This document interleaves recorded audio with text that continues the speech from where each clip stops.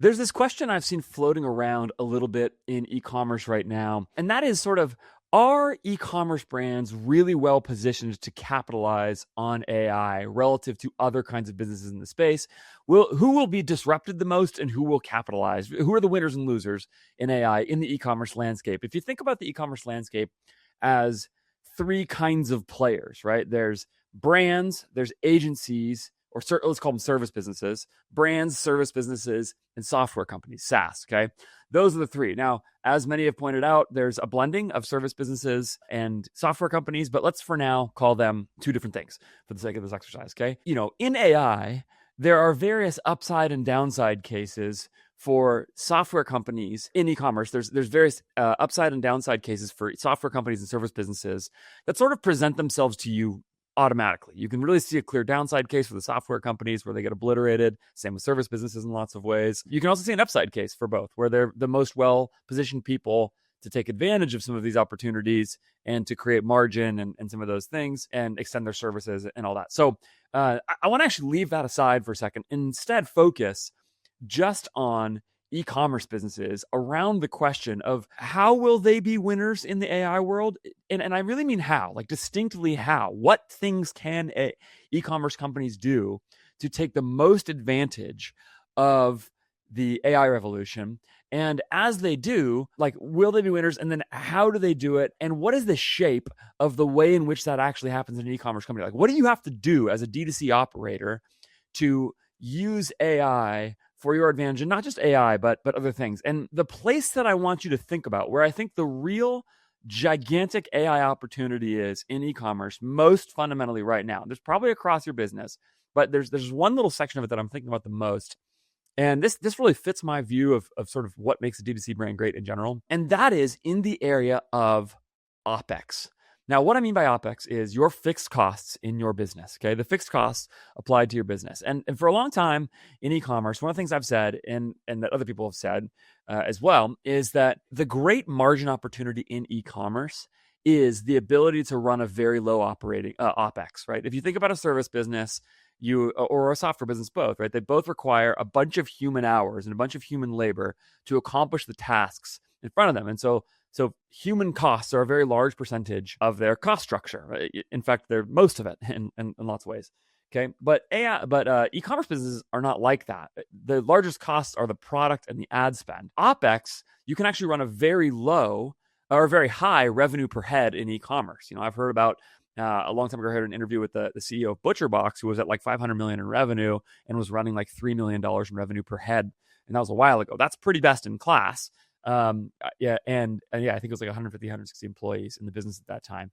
I mean, that's really, really good. And if you think, the benchmark that I've constantly given is that an e-commerce business ought to run, once it has the basic levels of scale, past a few $1 million, okay? An e-commerce business ought to be able to run at 15% or lower OpEx. In the earliest days of the business, of course, you just don't have enough revenue to have a low percentage of OpEx because you need some revenue against which your OpEx can be measured. Now, like, that's actually going to be an important point that I'm going to come back to later. But the more revenue you have, the easier it is to have a lower percentage of that revenue eaten up in OpEx. But 15% has been this benchmark that we've used for a while. So everything included in that includes all your software costs, all your human costs. That includes both internal employees and agencies. It includes, those are the main ones for sure. If you have an office, that would be in there as well. Any of those fixed costs in the business, they're just kind of a reality that are in the business, and they do not scale up and down with the amount of stuff that you sell necessarily. You end up, of course, getting more people typically as you grow a bigger business, but they don't have to, not in the same way where it's like, if I'm going to sell 500 widgets, I got to buy 500 widgets. And so the variable cost associated with buying those widgets is going to go up as I buy 500 or 1,000 or 2,000. Even if there's some economy of scale there's a variable cost associated with each sale. And then I got to pack and ship those, etc. So you get the idea. So 15% has been this benchmark for a while. And I've also said for a long time that you really can get that number below 10% in some businesses, 10 to 12%. So that's fantastic. And that makes for a good opportunity. Great e-commerce operators are clear about that. And they make a big point of running their businesses at that kind of margin. Now, if you think about what AI can do, and I'm actually going to add not only AI, but offshoring, the combination of AI and offshoring, two things I've believed in for a while, the great opportunity in this business, in e-commerce, is to use those tools to make it so that you can take that OpEx number to a much lower percentage of your revenue, right? I think one of the things that's going to happen in the next wave, I don't know if I quite believe in this idea that there's going to be e-commerce companies that are like one or two people running $50 million businesses. A lot of times when you hear that story, what's actually happening is that they have one or two internal employees, but they got a bunch of agencies. And so it's like quote unquote one or two people. But all that means is that this like, it's like an accounting game. I don't really care about the distinction between internal employee versus agency. They are both human costs that you have to pay to run the business. So I'm not quite buying that vision, that extreme of a vision, in part actually, because one of the things that AI does is it makes people theoretically more productive, and that actually creates an incentive to hire more people, not less. So again, I'll come back to that more in a second. But in any case, I do think there is a world where what AI will allow people to do is shave opex because they can just run a higher revenue per head because people are more productive in those ways. And that then, this is again the great promise of things that like suddenly maybe you don't need a landing page agency because you can use AI to build a landing page for you extremely quickly and easily. And you don't need a coder. You don't need any of those things, right? There's like that's a very simple example. But it's one of those things, photo shoots might get cheaper. I've definitely seen some people who are generating large amounts of like studio quality photography with AI. And I think that's hard to do. I think it's, there is still cost involved, but you got to pay for the tokens, by the way. Like there's a bunch of different ways in which it's not free to do that at all. But there's potentially these opportunities to have these cost savings. You should be talking to Move Supply Chain about making your supply chain better, optimizing your supply chain. I've said it so many times. I've said it in this episode. Supply chains are the most under-optimized part of the entire e-commerce landscape, and Move Supply Chain can help solve that in your business. If you want to get more margin on your product, if you want to negotiate better terms, if you want to find just better quality product, if you need backup manufacturers so you don't have a single point of failure in your business, if you need to sample new products or work on new product development, if you want to get higher MOQs, lower MOQs, you don't want higher MOQs, you want lower MOQs, if you want to think about payment terms, all of those things that are important to having a well-running supply chain, my friends at Move Supply Chain can help you because they have a whole bunch of years building and optimizing e-commerce supply chains across a whole bunch of industries, and they can do that on your behalf for your business. And the beauty of it on top of that is that they are affordable. So especially if you're in that 7-figure revenue stage where you're building these things out, you don't have that kind of supply chain experience. Move Supply Chain is based in the Philippines, and that is a huge advantage to you in a lot of ways. One of them, as I said, is that they're affordable. That's why I got them to work on the supply chain for my business. I just got my first samples. Finally, I told you about this brand for a while ago. Not my first sample, my first order of sample sets. Okay, samples to the customer. They're samples to the customer, not samples to me. We sampled a long time ago with the manufacturers. Just got those delivered, and we're going to be going with those soon. Move has been critical in helping get that set up. I mean, not only critical, like essential. Like we wouldn't have done it without Move Supply Chain. And they're just awesome. So they have deep experience in e-commerce supply chains. They're building my supply chain. And because they're in the Philippines, they're affordable. It's actually another advantage of them being in the Philippines that they are so close to China and to Vietnam. It's very easy. It's like an hour and a half flight for people in the Philippines to get to those places. So they're in China, in Vietnam, visiting manufacturers, visiting vendors, continuing to build supplier lists, doing all those things, going on behalf of you. And in fact, when they go to those places to negotiate, they don't just bring your brand to them. They have other brands that they're talking with all the time. And that creates more leverage in negotiations because they can represent more business opportunity for suppliers. And so they become a more strategic contact. There's just a lot of reasons you should be using Move Supply Chain. And at the very least, you should get on a call with them and tell them about your supply chain. Ask them the question, can you help me? If so, what does that look like? Go to movesupplychain.com, schedule a call with Laura and her team. She's awesome. You're going to like them. Do it right now. movesupplychain.com. That is there. And what I think is possible here is that this will go on. And the thing I want you to begin to think about here is actually this broader scenario, which is that if it is the case that software companies and service businesses end up having huge hits to the way that they have to operate, or they can provide many more services for the same costs or the same services for cheaper because they are the ones who are the best positioned to use AI. And this is, by the way, a point that many people have made, including I've seen Taylor Holiday make this point as well, which is like, he said sort of service businesses are the best equipped businesses in the world, and maybe software businesses, to use AI because they do the kinds of work that AI creates particular amounts of leverage. Well, if that's true, let's just grant him that point. If that's true, then that means the margin profile of a business like Common Thread Collective or AJF Growth, as the case may be, is going to change. And it's going to change in some way where either we can take on more clients at a lower cost per client, or we can go deeper with clients and provide better quality work, etc., with the same cost, whatever. In either of those cases, what happens is my margin profile changes, and the service business now creates additional leverage in what it does, either by charging less or by being more productive. One of the two, okay? And for the sake of this, it actually doesn't matter which one of those is the case. In either of those cases, what that means is that the margin goes in some ways away from me as the service business, and it accrues to somebody else. Because again, if I can just be more productive this is obvious if I now I'm charging less per client, right? Imagine my billable gets cut in half per client that I'm working with. Well, that means every client is paying me half as much than they were paying me before. And that margin per client, now I may maintain it because I get more clients, but that margin per client accrues to somebody, and the somebody is the brand. The brand now pays less money for the service, which means they now get some margin back, okay? And let's just assume the quality of service is exactly the same, because let's say AI makes that possible. Or if it's the case that I, as a service provider, provide more value to the client, then that client value can be quantified as revenue, okay, or profit. In that case, revenue or profit, if I'm paid the same amount of money as I was paid before, but now I can provide more revenue or more profit to the brand, again, that creates the same thing. It's additional margin accruing to the brand because of the way the service business does this. So in those cases, what happens is there's additional margin going to the brand, and the brand sees that margin in a particular area of their P&L, and that area is your opex. That's the sort of bucket of your P&L where you see that margin happen. And again, that would look like one of two things for the brand. That will look like either at the same revenue, a lower OPEX cost. So imagine you're a $10 million in revenue e-commerce business. Maybe your OPEX goes from 15%, like I said, down to 10%, okay? Well, if that happens, what that means is 5 points of margin just goes away from a cost down to the bottom line for profit. That's a really good outcome, right? In the case of that business, 5 points of margin is what? $500,000? Yes, I did that right. Yes, $500,000 additional profit goes to the e-commerce business. And critically, by the way, I don't think this is going to change the way that price will signal value to an end consumer of a consumer good. And therefore, the brand gets the margin back at the level of OPEX and can run a leaner business. But it's not like they're going to pass along that cost savings to the customer.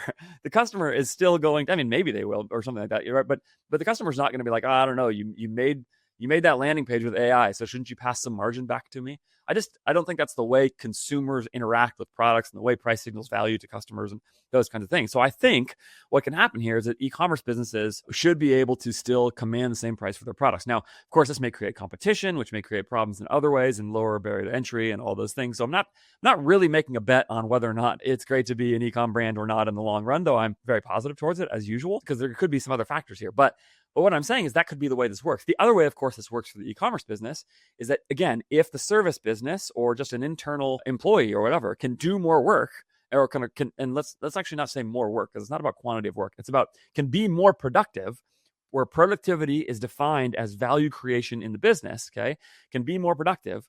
If that is possible, then again, maybe it's the same. Let's say, I said 10 million in revenue and it was 15% OPEX before. So $1.5 million in OPEX, okay? Either that $1.5 million becomes $1 million and now 500,000 goes to the bottom line, or maybe that 10 million in revenue goes to 12. And so it's the same $1.5 million in OPEX, but now that $1.5 million is amortized across 12 million in revenue instead of 10 million. And that creates a lower percentage of your costs going into the business. And again, forget all the assumptions about gross margin and all the things that would go into that. You get the idea, right? It can either happen in the form of lowered costs or more revenue. Both are really, really big wins. And in either case, the point is margin accrues to the e-commerce brand in the form of OPEX, in the form of lowered OPEX. And now this core advantage of what e-commerce is and does and what makes it a good business, that core advantage becomes heightened all the more, and it's exponential, right? Maybe not exponential in a true sense, right? But there's this way in which this core advantage becomes an even core advantager, right? To be sort of ridiculous. Like that's the idea, okay? And so what I think great e-commerce brands are going to do right now is see this and invest in running a great business. And there is a core way that brands can take advantage of this moment now and in the future. And here's the great news about this. No matter what prophecies I just made that turn out to be wrong about how this all plays out, everything I am going to tell you right now is applicable to your e-commerce business either way, because these are the things that matter the most. And what I want you to see and hear most centrally is that the people who are most primed to take advantage of this opportunity are the people with the highest amount of domain expertise. This is a phrase I love, domain expertise. It's a helpful way of thinking about institutional knowledge, that kind of same idea or something like that. But the people with domain expertise in e-commerce, like great operators is what I mean. Great operators are going to be by far the most primed to take advantage of this moment, just like they are really for every moment, okay? And in this way, but there's a particular thing with AI, which is that, and with offshoring, and again, I think actually both of these are really important. You know, what's happening at AGF Growth, right, is that we already have built a team that is heavily based in the Philippines, where we have awesome employees who deliver great work. And you know what's happening with all of them right now with AI is that we're finding ways to help them be more productive. They're very smart people already, and we help them be more productive. And so now we can build a cost structure and we can build productivity tools to make it. And it doesn't work perfectly all the time yet. Like it's all in process, like always with any business that you're working on. You're building and growing and doing all these things. But as you're doing that, we are making it so that we think we can accomplish more work in better ways with really smart people. And we can do that at a cost profile that really makes a lot of sense. The way that we actually handle this for our clients right now is that we make a promise that we don't have more than 3 clients per growth strategist. Okay. So basically our pods for agencies only have 3 clients per pod, and it fits our margin profile that we're going for in our business. And the reason we do that is we want to go really deep with clients. And we're saying, we think between offshoring and AI, we can deliver an extremely high quality of service with a whole bunch of human hours dedicated to our clients' businesses in a way that's really competitive. I don't know of any other agencies that have less than 5 clients per growth strategist, which just means our growth strategists can go deeper with our clients than basically anybody else can, okay? And that's because we're building with a combination of really smart, talented people built overseas where our dollars go a lot farther, like I've talked about a million times on this show, where dollars go a lot farther to hire really good quality talent. And we take those people and we are building productivity tools, like I've talked about a million times with Patrick Cadu on the show, my business partner and COO, who's taking the lead in building our AI tools. The two of us together, by doing those things, are finding ways to build this opportunity, and that's the way we're sort of handling this margin opportunity. Well, what that creates, I think, is exactly the thing that I said, which is this margin opportunity for the e-commerce brand. So we're getting margin as well, but of course it's accruing to the brand who gets a really high quality service from us. And we're able to do that, and this is the critical point, because of domain expertise, because we are taking all of those people, the offshore people, and we're taking AI tools run by a combination of, me speaking into it and Patrick building it. And Patrick, who has built and sold an e-commerce business himself, right? Like he's not new to this game. He understands what e-commerce businesses need. Okay. I've been in the game for 11 years or whatever. And same thing. I have real domain expertise in this area at this point. I've recorded hundreds of podcasts talking through the ideas. I've worked on all kinds of, probably hundreds of brands at this point, right? We take those, and by bringing in smart people in other ways and applying the leverage of offshoring and AI with our domain expertise, we are able to then go deliver a service that we feel great about. And here's the thing about the e-commerce brand, the D2C brand. What I think is going to happen is that the brands, the operators that can apply, can grow their domain expertise so that they really have clarity to the model of revenue and to the way their brand can work and to the way their brand can create value for customers. If they have a lot of clarity to those things, then what that's going to create, that is the domain expertise I'm talking about. This mix of sort of financial clarity, P&L clarity, and then sort of brand clarity, product clarity, customer clarity, those things. That domain expertise now, when done well, because of this moment, can be applied to their brand in a way where they are primed to take advantage of the margin opportunity I'm discussing. And it's about, therefore, your ability, if you want to take advantage of the AI revolution, what I'm saying is your ability to master the fundamentals of e-com is the critical thing. One thing I've seen people point out about AI that I think is wise is that while AI speeds up the transfer of information, it doesn't necessarily speed up the time it takes or the ways in which a person understands information. Now, in some ways, of course, it does do that. And what I mean is, like, by being able to have a conversation with AI, you may be able to sort of access information faster and easier than before, and therefore reinforce it in better ways, right? Sort of like a private tutor would do, right? An AI can sort of function as a private tutor in this case. But what I mean by that is that at the same time, it still requires, you would still need the same amount of private tutor hours now versus before, okay? For an equivalent level private tutor. So maybe you get the best private tutor in the world, I don't know, but that's the same idea. So you still have to understand the ideas. And what I think is critical right now for operators is to get as clear as possible on what makes your business great, what opportunities, what advantages your business has, to find the smartest people who you can find and get them helping you see that more clearly. Like, it's a really good time, I think, to pay for coaches and consultants who can help you get clear about it, who have experience in the business, because the clearer you are about what your P&L model ought to look like, how cash ought to move through your business, how your products ought to interact with customers, how your ad spend should work, the more you are able to aim the firepower of these resources, which have now become drastically more affordable and can do a lot more, okay, at the biggest problems in your business. And actually, I still find that one of the biggest challenges with AI is that it knows almost too much. And so it can go into too many places and seem expert in too many things in a way that if you don't understand where to point it, it sort of can present a convincing case of something that actually isn't quite right, or that isn't going to be very helpful for you. And so knowing where that is really important. Now, of course, humans can do that too, right? And so it's not like this is a unique AI problem, but the more that you can understand those things, the more insightful you can be about them, the better. I have a client right now who gives 20% off to new customers for their first purchase, 20% off, okay? I have a theory that is too high. We were on a call this week and we were saying that 20% off for new customers is probably too high. They sort of inherited this brand from some old operators, and when they did that, they looked at it and said, like, ooh, we got to change a lot of things. This is one of the things on their list. Should we be giving 20% off for new customers?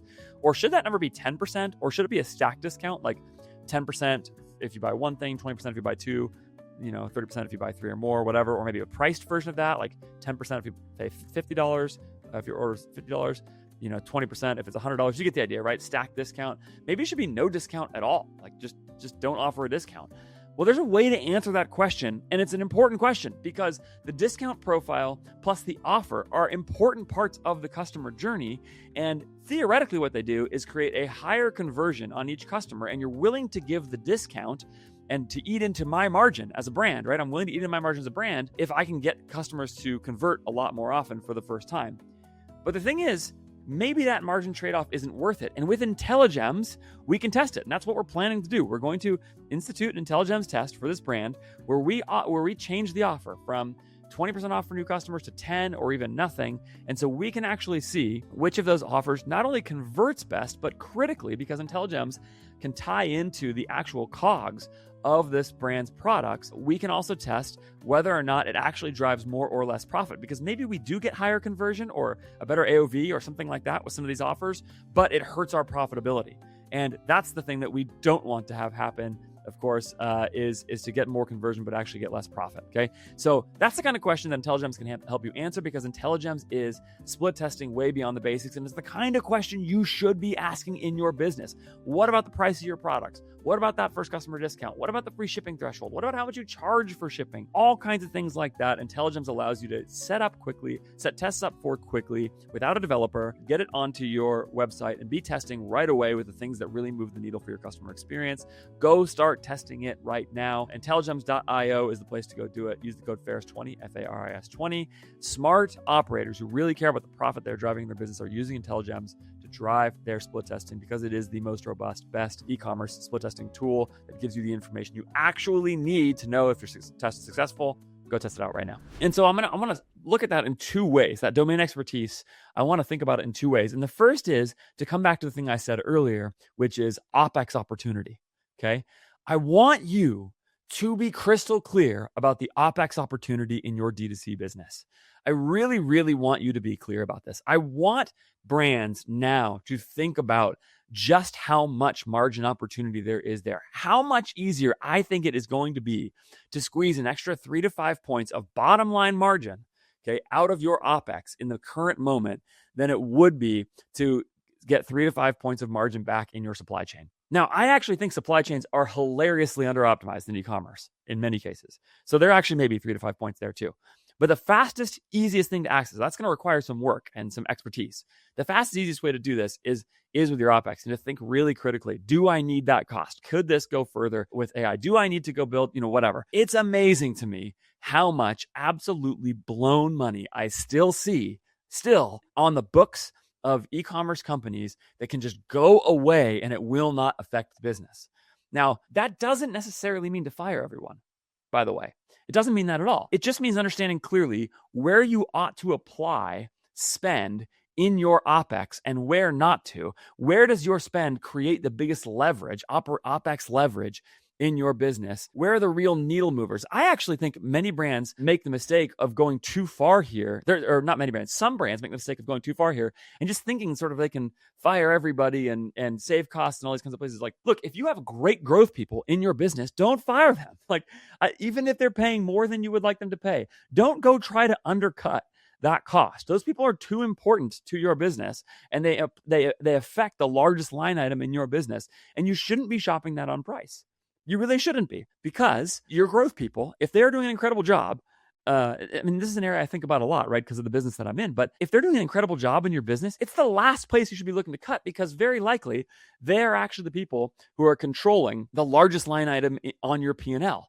And so by them being 5 to 10% better than the alternative, they make a whole bunch more money for your business, because if your ad spend is $2 million, okay, 5 to 10% being better there is actually an ad spend of $2 million is generating probably, $3.5, $4 million in revenue. Or if it's $5 million in spend, it's going to be, whatever, 8 to 10 million in revenue. And now 5 to 10% increases there is like a whole bunch of money. And so trying to save $2,000 a month on that cost or whatever it is like a crazy idea, okay?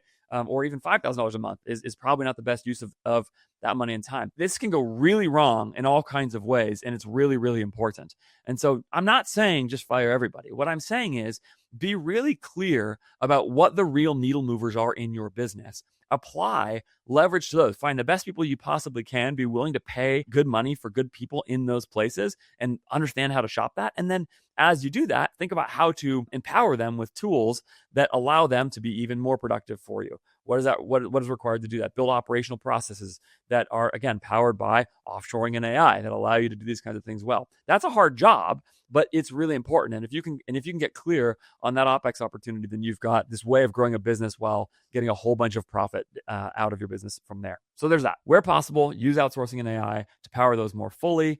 Get the best people you can on the most important places. The most important places are the places that affect revenue the most and the places that affect your costs the most. That means your ad spend and your product, basically. Okay, that's that. Second, then, therefore, master the other fundamentals in your business. And again, this is what I mean. Like, what I'm really saying here is resist shiny object syndrome, including with AI, resist distractibility. If you can have a lean OpEx as a percentage of your revenue, and at the same time, you can find a way to get serious about your supply chain optimization, especially as you grow and as you create more leverage with suppliers, okay? If you can build great products and marketing moments, so you've got a more optimized supply chain, if you can organize those marketing moments in a thoughtful, well-organized calendar, if you can forecast clearly to give yourself a financial roadmap for success, and if you can understand cash movement in your business deeply, and if you can do that while being relentless about keeping your ad spend profitable, almost certainly by leveraging manual bids on your meta spend in particular, if you can do those things, that's 6 things I just listed, right? Supply chain optimization, products and marketing moments. A thoughtful, well-organized marketing calendar corresponds to clear understanding of a financial roadmap in your business, including the cash movement. That's number 5. Number 6, keep your ad spend profitable. If you can do those things really, really well, products, moments with clarity to cash, clarity to your P&L model, hammering your supply chain, or managing your ad spend tactically excellently with manual bids so that you're not wasting money. You do that in an e-commerce business, man, you can build a really, really profitable business, because what I have just described now is a cash-efficient business that works well because if you think about it, most e-commerce businesses are running 55 well, not most, but lots of very good e-commerce businesses are running 55 points plus of landed margin, and really a lot of them are 60 to 65, even 70 points of landed margin to the customer. So that means you've got, let's call it 60 points left over after you've paid for the product and shipped it to the customer in gross margin to begin with. Now, if you've got ad spend, that's, let's call it 35% to 40% of your revenue, and opex is 10% or left, it's a pretty quick path, 10% or less. It's a pretty quick path to a really profitable business, even as you grow. And of course, that was a very generalized version of that story that I just told. If you get that margin to 65 points, your ad spend to 35 points, and your opex to 10 points, now you've got 20% margins. That's really, really strong. There's ways to look at your business that way, and you do that by being smart and shaving away all of the bad costs in a lot of these places in your business. Like I said, using things like manual bids to make it so that you don't blow money on ads, which is just there's just so much wasted money on ads still. You're doing that kind of thing on one side. You're being smart about opex in the ways that I said before.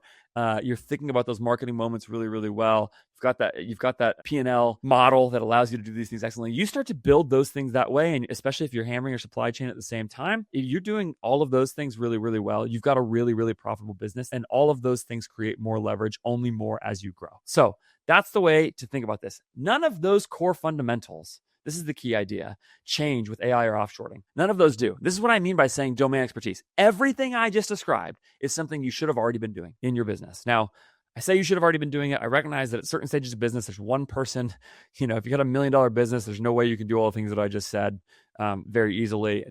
I get it. I understand. I'm not just trying to throw more stuff on you. Go do. I get that you're going to have to prioritize different things along the way. I really get it. All of those things are the things that great e-commerce businesses do as they grow. They are. And now what AI and offshoring allow you to do, especially the combo of those things allow you to do, is apply operational leverage to all of them, to every single one of those, so that all of them get better and smarter and stronger. And the end result of that is an incredible opportunity to build a fantastic, life-changing business that delivers incredible value for your customers, that you're proud of, and that grows over time and builds a whole bunch of profit. And that's where I ultimately want you to get to.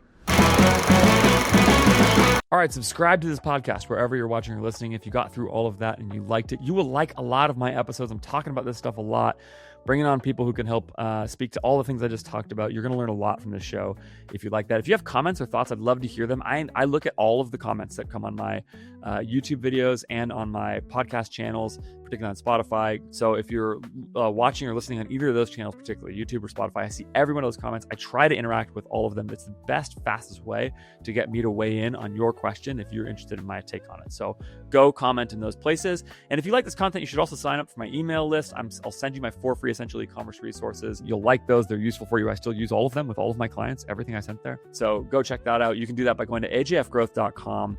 Drop your email address either in the footer or the pop-up. Both of those will get you where you're going, and that'll get you on my email list. I do not spam you. I send pretty occasional emails at this point. Maybe joining a newsletter, or maybe adding a newsletter at some point here, but it's always been tough to stay on top of that for me. So yeah, if you want to work with us, go to ajfgrowth.com. And I'd love for you to do that. Fill out the link, fill out the form on that website. Tell me a little bit about your business, and I would love to hear from you and understand if I can be a fit. Even if I can't be a fit, even if AJF Growth can't be a fit, then I may know somebody who can be. So I'm happy to make a referral when those times come. So tell me about your business. Let's do that. Big thanks to Move Supply Chain to get them to work on your supply chain for you, like I talked about in this business. They're building mine. So movesupplychain.com, and then INTELLIGEMS. INTELLIGEMS is the place to go for profit-focused split testing. INTELLIGEMS.io. Use the code FARIS20, FARIS20 to get 20% off your first 3 months. Big thanks to both of them for supporting the show. Thank you so much for watching and for listening. I will see you next time.